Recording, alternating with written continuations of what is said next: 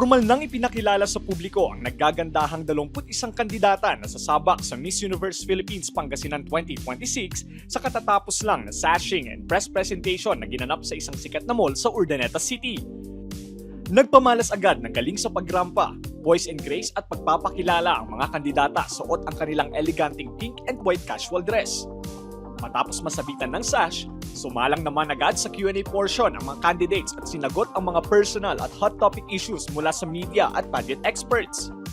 Ayon kay Leslie Intendencia Gascon, Local Director ng MUPH Pangasinan, mas kaabang-abang umano ang mga kandidata ngayong edition dahil masusi umano silang dumaan sa pagsasala batay sa kanilang qualification at character.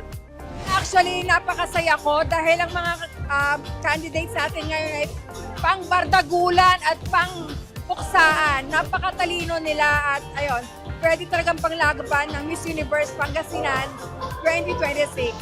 I think mas better now kasi mas yung mga iba kasi galing sa mga beauty pageant, mga titles sila sa ibang pageant nitong Miss Pangasinan. Nagbigay naman ng payo ang reigning queen ng MUPH Pangasinan 2025 na si Andrea Cayabyab sa mga bagong kandidata matapos ang kanyang successful stint sa Miss Universe Philippines. My advice is to just really enjoy the pageant because the organization is not looking for someone who is just ready, but someone who is destined for it. And we really hope that this girl is someone who enjoys her journey because she will shine from within. And that's what we're looking for. I'm inviting every Pangasinense to support the new generation of candidates in this year's Miss Universe Philippines Pangasinan 2026.